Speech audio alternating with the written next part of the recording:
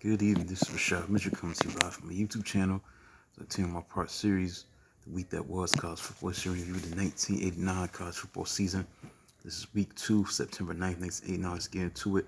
On a Thursday, I believe September 7th, 1989, Washington State beat Brigham Young 46-41. It was Western football at its finest at the time, because Washington State quarterback Brad Gosson threw for 317 yards and 2 touchdowns, as Washington State tailback Steve Broussard caught a 66-yard touchdown pass and ran in 3 others. Wide receiver Tim Starworth caught 6 passes for 121 yards, and kicker Jason Hanson kicked a school record 58-yard field goal among 4 3-points to tie the mark. Meanwhile, for BYU, quarterback Ty Detmer completed 34 of 53 with 537 yards, 4 touchdowns, with wide receiver Mark Bellini catching 3 touchdowns, catching 10 passes for 140 yards. Sparkling. Meanwhile, Detmer also threw 3 interceptions, one of which Wazoo safety Jay Langwin returned 78 yards to set up the score. Pittsburgh beat Boston College 29-10. Pittsburgh dominated on both sides of the ball, as quarterback Alex Van Pelt was nearly perfect. 15 of 18, 216 yards, 2 touchdowns, and Panthers defense contributed 4 interceptions, 3 sacks, and 57 yards. Fumbled touchdown return by defensive end Carnell Smith.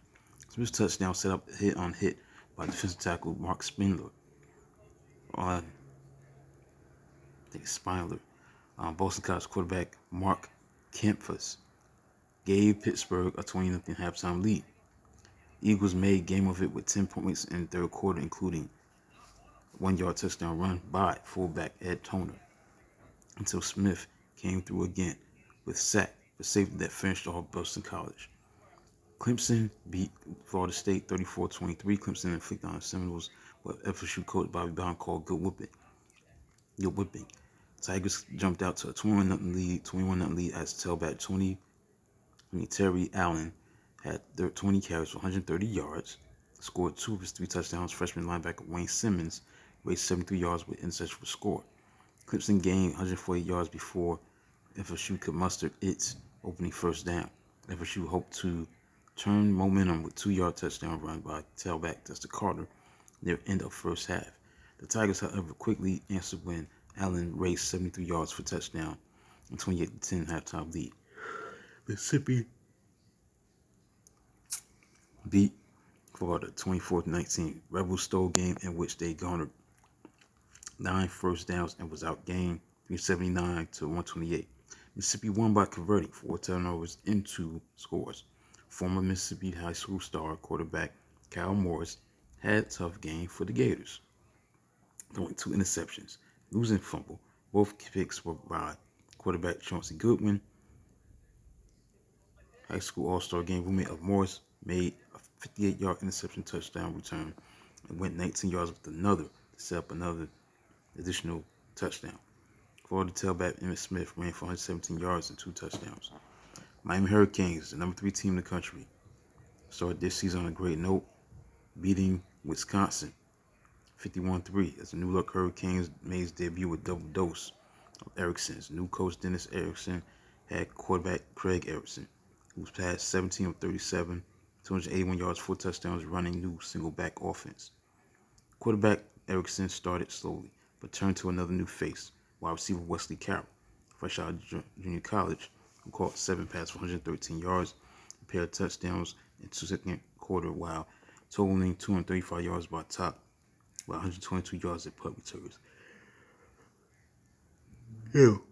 Badgers used 2 personal foul penalties by Ray Bunch's Miami to move 37-yard line to kicker Rich Thompson's 38-yard field goal on opening possession.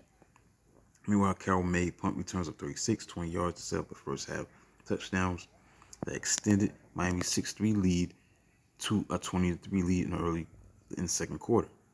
Next, we got the smallest crowd since 1943 turned out at Camp Randall Stadium and enjoyed itself with mocking chant, "We scored first." Okay, we got that going on. 2 more games to get into. We got Tennessee and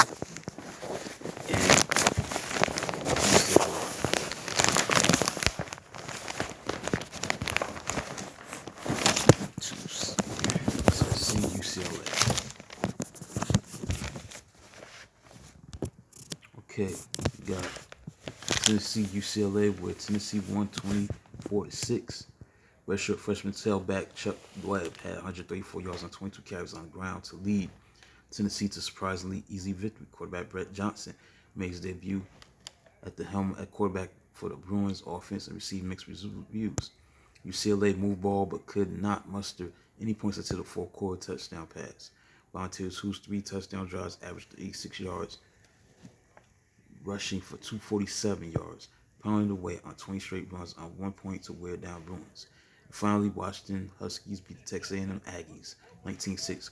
Quarterback Kerry Conklin's arms held back Greg Lewis's legs, and kicker John McCallum's foot were too much for the Aggies. A new single-back offensive set. Conklin tossed for 224 yards, including a 20-yard touchdown pass to wide receiver Mario Belli. Lewis rushed for 133 yards, and McCallum booted 4 field goals and shortage from 35 yards to lead Huskies improved Washington defense thwarted that strong Texas A&M rushing game, limiting Aggies to 2 field goals by kicker Lane Tolbach.